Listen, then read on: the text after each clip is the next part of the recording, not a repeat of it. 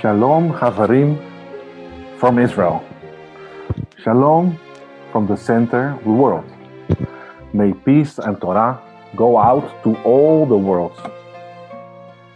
Today we are learning Mussar, Shiur 15, Lesson 15. We're learning already more than half a year together from Mesilat Yesarim, Jewish Mussar.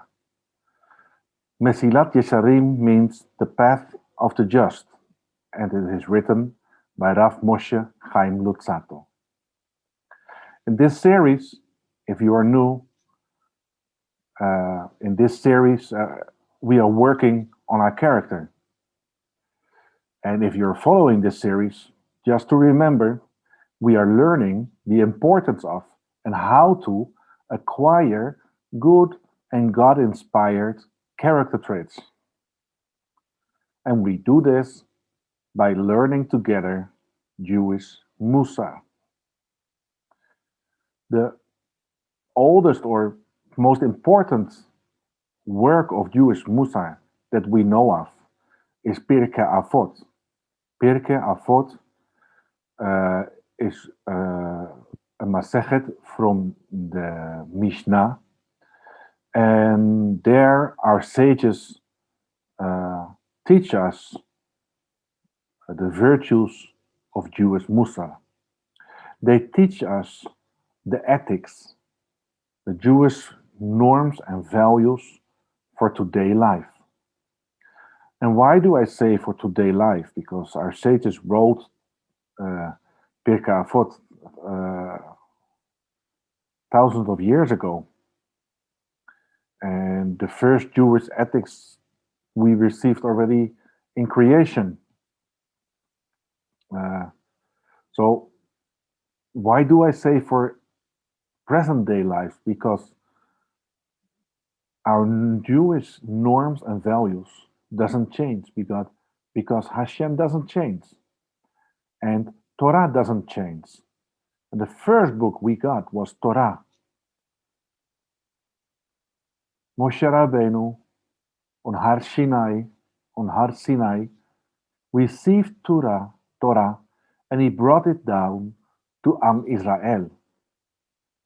And from that point on, we had a structure and we had a written divine book of how we should behave and how we should perform Mitzvot and a lot of other things. But a very important thing was what should be our norms and values. And our sages wrote Pirkei Avot, the sayings of the fathers.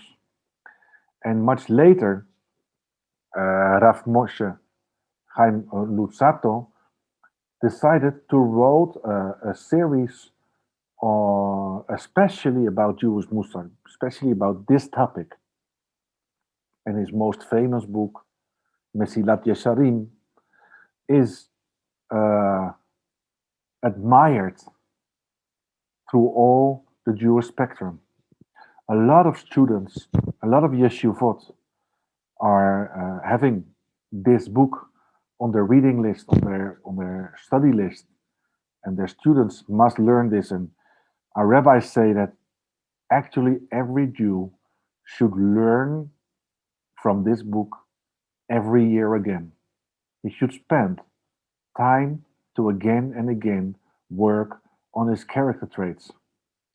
And although Rav Moshe Chaim Luzzatto in his time was not appreciated, and he was excommunicated in Italy, and he fled to Holland, to Amsterdam, where the printing press was invented.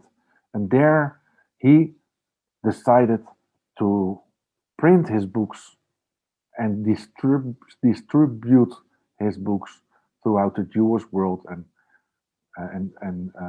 we embraced him. We embraced him, and we still embrace him, his works, his words, his wisdom. And we are already in chapter 15. So we're starting today, chapter 15. So what did we learn previously? In chapter 13, we talked about the virtue of abstinence.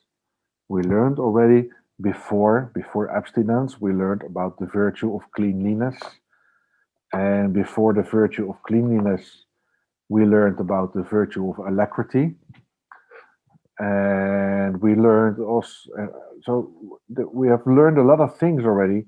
And now we're the virtue of vigilance, protection, and our duty in this world is what we started with. And today we're learning about abstinence. So today is about acquiring abstinence, but before continue in chapter 15, we should rehearse a little about chapter 13 and 14. In 13, we started with the virtue of abstinence. Abstinence means something that is not there. And so what is the virtue? What is the benefit of a character trait about something, about having not something? Well, what we mean is by the virtue of abstinence is how to restrict ourselves.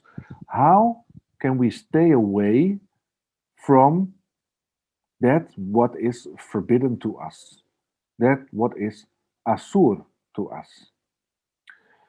Abstinence is the first step towards piety. Piety means that we are very religious in every decision of our life. Piety is religious devotion. It's not just believing that there is a God or believing that in the one and only God, the God of Israel. But piety is devotion, is you to put extra time and effort into your religious life. It's doing an extra step, not just the minimum, but you do more than what is acquired. We also have a beautiful name for this, for those of us that really not only one step extra, but they really step up, trying to live a devoted and religious life as much as possible. That's what we call Hasidut. And we have groups that try to live, in general, a more holy life than just the minimum. And that's wonderful. But it's not just only for the groups that we call Hasidic Jews. No, to be Hasidic, to have Hasidut, to be pious, to be religious devoted, is for everyone and for every Jew. And it is also possible for everyone, but step by step. So what should we do? How can we obtain the virtue of abstinence? That is by sanctifying ourselves through the permissible, through the mutar. Through what we call mutar, what is permissible. It sounds as a contradiction. We learned that sanctifying ourselves through the permissible is to remove and distance ourselves from something. In other words, to deny ourselves what is permissible with the aim of setting up a barrier preventing any contact with the actual prohibition itself. Torah calls it safeguard your safeguards, or safeguard my mitzvot, protect my mitzvot. And we learned from Moshe Sinai, when he explained to us the Holy Torah, that the mitzvot in the Torah are to be performed. We have positive mitzvot to do, we have negative mitzvot not to do, and we have also to protect the mitzvot which we are not allowed to do, the negative mitzvot. Because if we are not allowed to swim, for example, but the water seems very nice and cool and it is warm, then you feel the urge to go to swim, although maybe it's a mitzvah not to swim. There is not such a mitzvah, but suppose we're not allowed to swim somewhere, but the water looks so cool and so nice and so blue. So maybe we should put a fence around that water because it's very dangerous water. When we would swim there, it would really, really be dangerous to our lives. So we cannot swim there, but on first look, the water looks delicious. It looks really, really, how do you say, uitnodigend, inviting to swim there.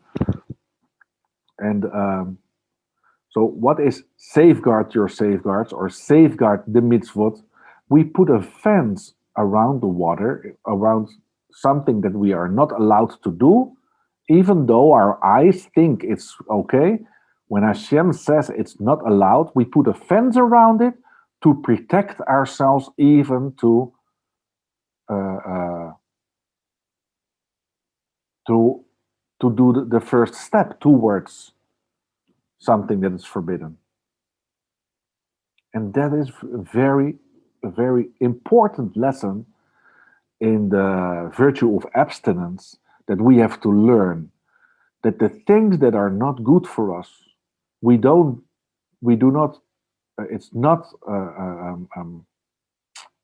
just knowing that something is not good for us and we try not to touch or not to do it. No, we are weak. We, human beings, have our moments of weakness.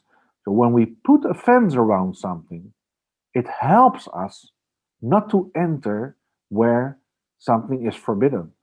And it is very natural to put fences.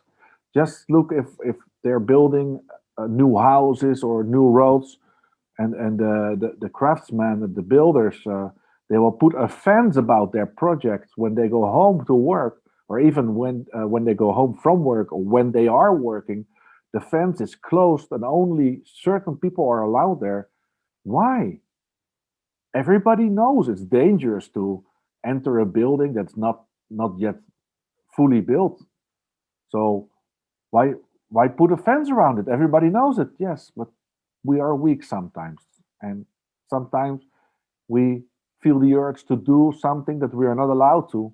And then we enter anyhow those buildings and we could get an accident. So we put a fence around it. Very simple. So that's what we also have to do with the temptations we encounter in life. We should put fences around those temptations. We should put fences around that what triggers us to sin in order to keep a healthy distance from there.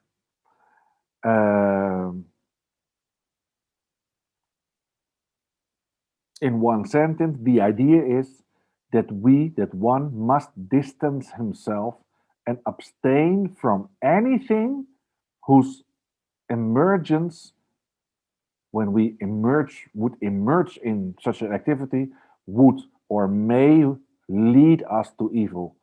Even the things when we know we can go out with our friends to a cafe, to a bar and drink something, and nothing will happen because we're strong. But we're entering a situation where there are people that may not be religious. There are people that don't care if you drink a lot or you drink not a lot. People that don't live according to Torah, and their eyes look for beautiful men or beautiful women. And when I would be in such a situation, although we are strong, it would affect us negatively. It's like we're entering a building in which we are not allowed to. because it's still being built, it's not fit for us, or it's not for us.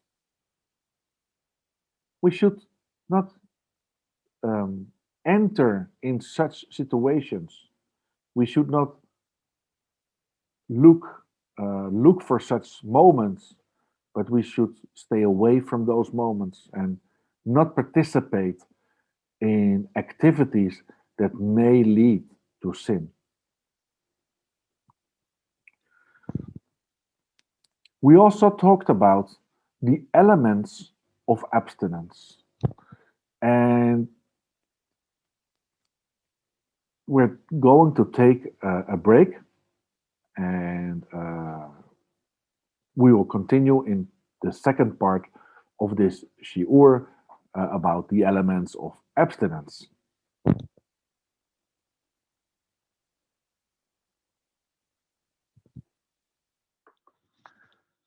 Shalom. Today we're continuing our shiur 15 about the virtue of abstinence. We talked already about the virtue of abstinence and about, let's see, we're continuing in the elements, just a little look back, feedback, a little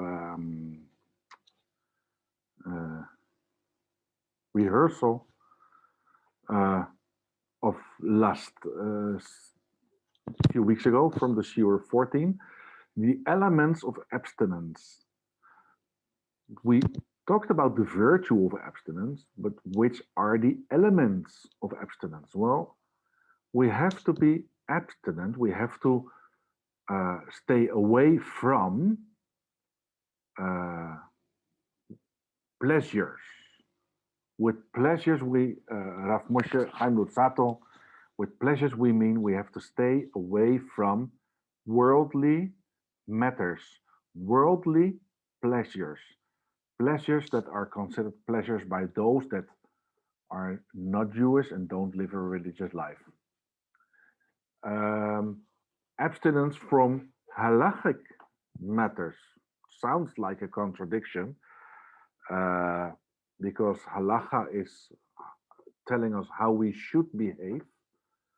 But what we mean by abstinence from halachic matters, that we even in the things that we are allowed to do, we decide to be more stringent and not to be lenient. If we are more stringent for ourselves in halachic matters, then we have a bigger chance to achieve the virtue of abstinence.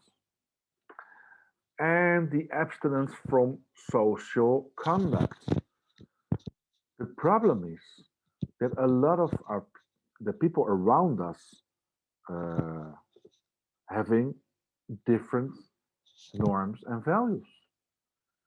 Certainly, if you do not live in a religious Jewish environment, then you're constantly are exposed to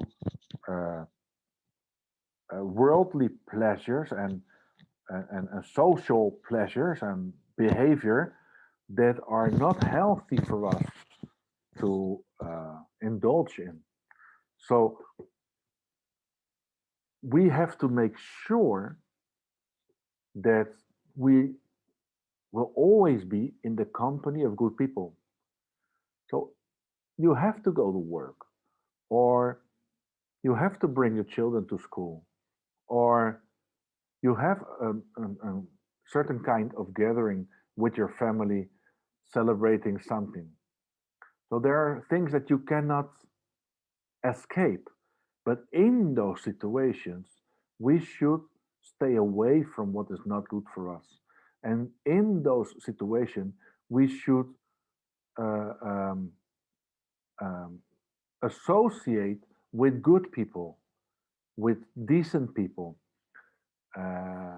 people who has, even though they're maybe not living according to Jewish law, but there are also righteous people out in this world, and we should seek their company in the time that we are in contact in worldly matters. But as soon as it's not necessary anymore to work or to buy, to shop, or to do whatever needed is to sustain your life and that of your family, afterwards spend time. We need to spend time. You need to spend time being close to Hashem. So the time that is not consumed, so the time that is consumed by doing your work, your job, making money for your family, doing groceries, shopping, etc. In that time that we are in contact with other people and with worldly people or matters, we try to stay close to good people, in the company of good people, and we try not to um, do things that are not okay for us, that are asur, are forbidden for us. But as soon as we are not necessary, it's not necessary for us anymore to be in such situations. You go home, you go to the Beit Midrash, you go to the Beit Knesset, you visit a friend to do Havruta. At home, you learn, you study, you daven, you do your daily shacharit, mincha, arvit. We soak, we have to use our time as much as possible being close to Hashem, or trying to get close to Hashem, to serve Hashem, to walk in the ways of righteousness, to walk in the footsteps of Hashem. And we can only walk in the footsteps of Hashem in our private time, or in the time also that when we are, for example, working on our job. We can only walk in the footsteps of Hashem if we study His footsteps, if we learn from Him. For example, every morning and every afternoon, we proclaim the 13 attributes of mercy of Hashem Elokeinu. Studying those 13 attributes will help us understand what are the ways, what are the footsteps of, what are the footprints of Hashem. And then we try to take the same steps and to do the same things, to mirror the behavior of Hashem into our lives. And then 15, acquiring abstinence. We talk a lot about what is abstinence, why is it necessary, what are the elements, but now, how do we get abstinence? How do we be masters in be abstinent in something, in not doing something?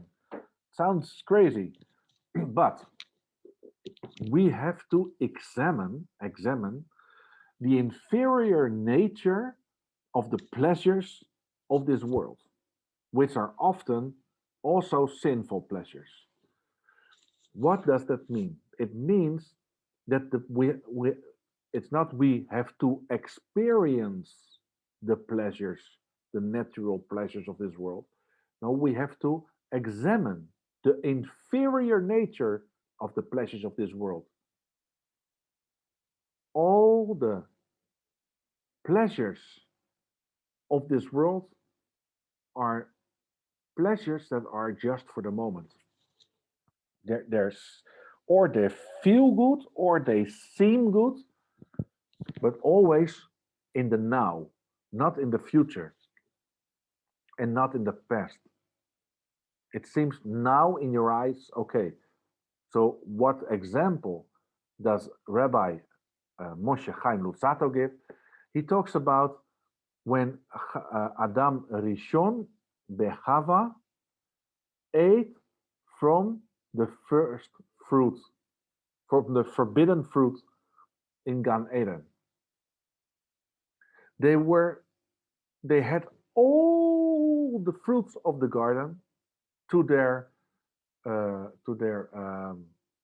possession to eat from them. They could eat anything they wanted, just from the tree of good and evil. They were not allowed to eat. So, how did the snake seduce them to eat? He showed them the beauty of the fruit. And he said, Looks, look how good it looks, how delicious it looks. Why shouldn't you eat from it? And you can find the story, you know the story in Bereshit 1 and 2. But what happened in that moment is that he seduced Chava and Adam Rishon to just look at the outside beauty of the fruit. And he made them, he seduced them to make a decision on what they saw with their physical eyes about the fruit. But Hashem never said that the fruit of the tree of good and evil would be ugly fruit, would be terrible fruit to look at, and would smell terrible. No. He just said, you are not allowed to eat from it because when you eat it, like the inside of the fruit will make you be disobedient, will make you sin, will make you come in contact with evil, which you are not allowed to. Not allowed to. So if we just live our lives and decide what to do and what not to do on what we see with our eyes on the outside of pleasures, then we will be seduced to sin. When we learn to see what is on the inside of the pleasures, when we examine the inferior nature of those pleasures, because those worldly pleasures will not lead us to Hashem, they will lead us eventually to sin, to vain pleasures.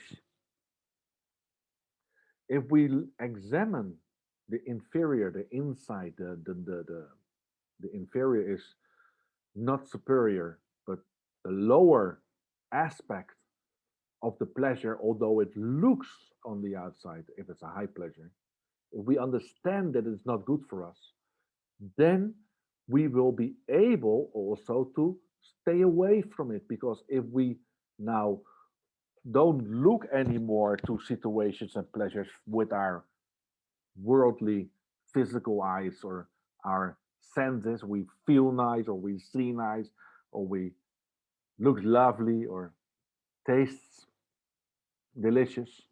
No. What is the deeper meaning? What is the deeper meaning? And where does it lead us? Does this eventually lead to sin, to not following Torah? Stay away from it, put a fence around it, don't go there, don't look there, don't think about it. Nothing in this world is we should not judge, or we should not measure, or we should not how do the English word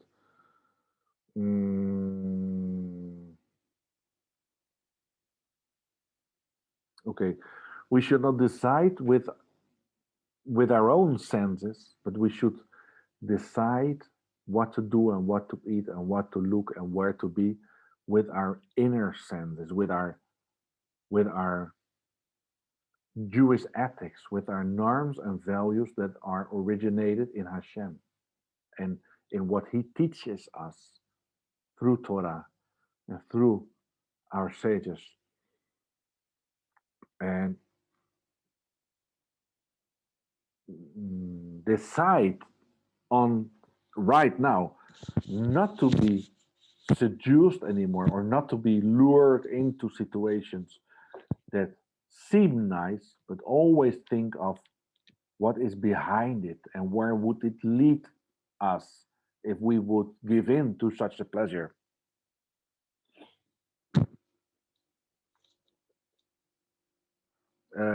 Because that's what I wanted to say. Because what seems good to us and not bad is an illusion.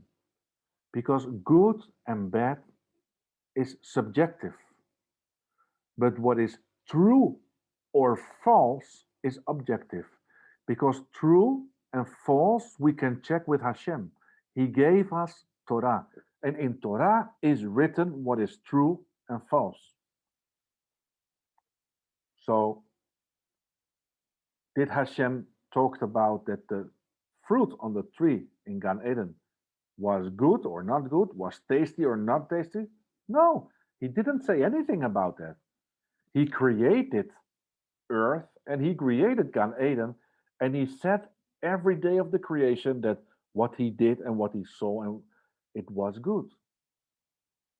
So the tree of good and evil was good to see and good to taste and good to smell.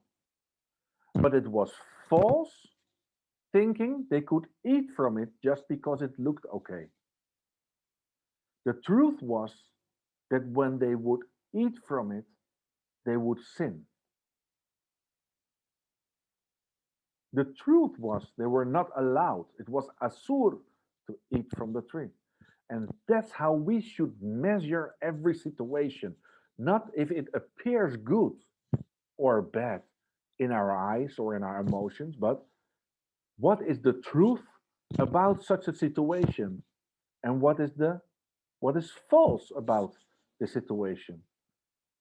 And make a higher level decision about things we encounter in life, the pleasures of this world. If we look deeper into measures, we enter an inner process that leads us to be free from the instant pleasures from this world into the acquisition of abstinence. If we practice what we are talking about now, what we are learning now, if we practice this in our lives, it will lead us to the acquisition of abstinence. We will know how to stay away and not to do things. Be careful. Wrong friends and the lack of strong will to be holy will make us lose everything again. Be careful.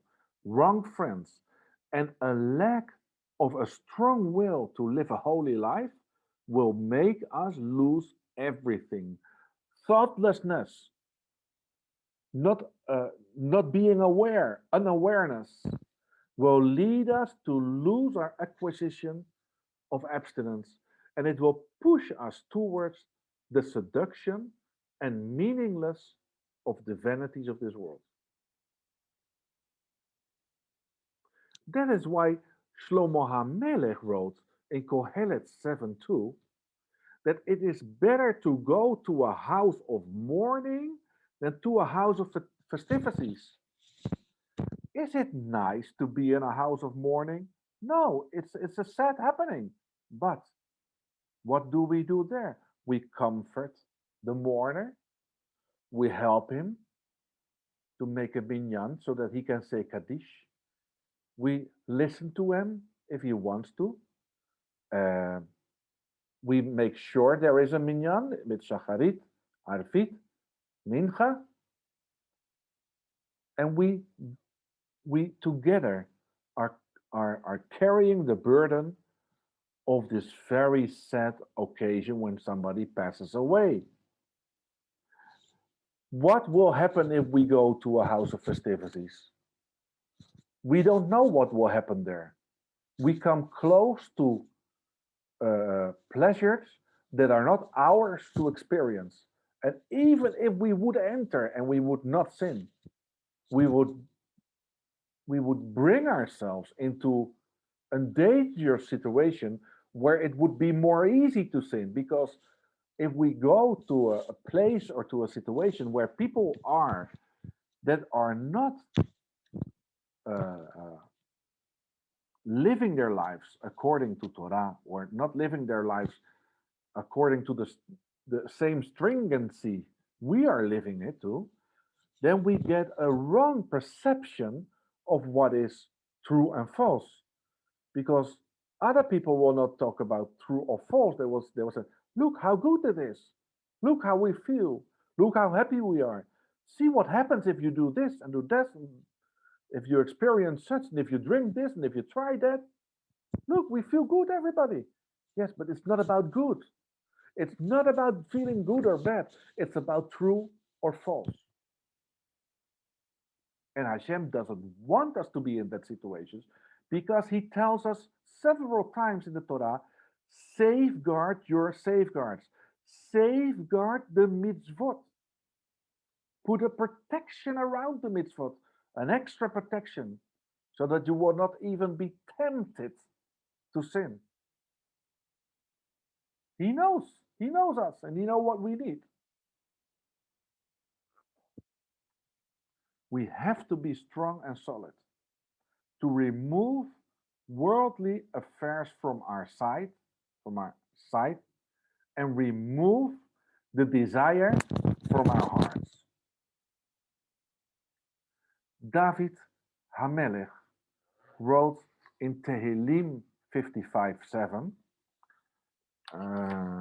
Let's look it up. I wrote it down somewhere.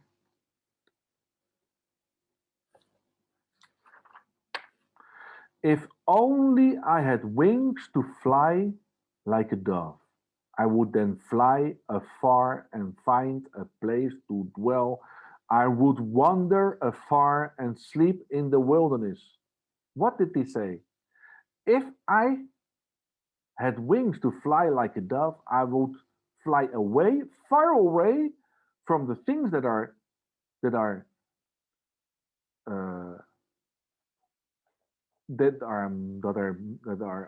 asur, that are forbidden for me, and I would stay in the places where I would be safe from those forbidden things, and I would be, and where he then would only be there with Hashem and spend his time making songs, singing songs, talking to Hashem. We find in the Tanakh that the Nevi'im, the prophets, Eliyahu and Elisha, established themselves in the mountains so that they would have solitude. They decided not to live their lives among the worldly affairs and matters of people, the worldly pleasures that people would experience. They decided to exclude themselves physically from society, being there in around, but not within the same situations, so that they would stay clear and they would stay away from the temptations of the pleasures of the sins of this world. We should learn from Shlomo HaMelech. We should learn from David HaMelech. We should learn from Eliyahu and Elisha and all those others that teached us, that taught us, Moshe Rabbeinu, Yehoshua, all the prophets,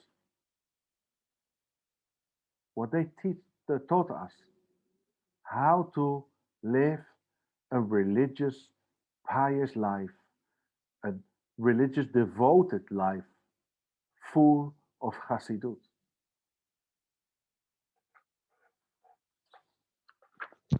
To close for today, we should the acquiring of the virtue of abstinence and the acquiring of abstinence is a step by step, a bit by bit process. If you change your whole life in one day, totally, completely, radical, it will be too quick. You will not be able to maintain the new chosen life of abstinence. We will fall. You will fall. You will need to start over again, and you will lose the time, and you will lose what you invested in your good intentions to live a life of abstinence. No, let's do it step by step. We learn something, we implement it in our lives, and the moment we feel and we think we master that new earned and learned character trait, we do the next step to the following part in our lives, the following victory in our lives. And if we do it bit by bit and day by day, step by step, one by one, if we do it like this, then every change of the virtue of abstinence and cleanliness and of the alacrity, etc., every positive change, every adoption of the character traits of Hashem, every change, every character trait that looks more and more and more like Hashem will be permanent. It will become a part of our nature, of ourselves.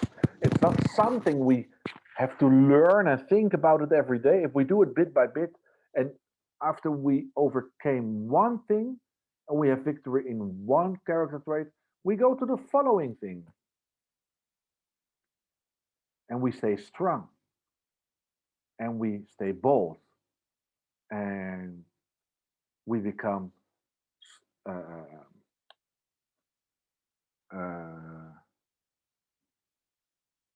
yes, what's the word? Strong, Jewish, stable children of Hashem. Great. This is for today. Next time, we will start the chapter of the virtue of purity. David HaMelech wrote, "Create for me, O God, a pure heart." So what is that? To get a pure heart. What did David HaMelech ask for? Something that what he thought he still did not have. But he wanted it to have. And he asked Hashem for it. So even though if we obtain and we know how to be abstinent, how to behave, how to protect ourselves, we must still purify our hearts and our thoughts so that nothing else will make us unstable again and will take us away again from that beautiful process of working on our character traits. Nobody wants to start over again. Yes, if you made a mistake, you want a new chance, but the best thing is step by step and not falling back to where we once were. Great. Next time, the virtue of purity. Thank you for learning together. If you want to, if you have questions, you can always ask them through the mail, through the WhatsApp, and if you want to read this book, you can buy it. The book is called The Path of the Just, Mesilat Yesarim. If you can also read it online in the web page and phone app Sefaria, you can find it also. But for now, thank you. Toda rabba. Leitraot. Until next time. Bye-bye.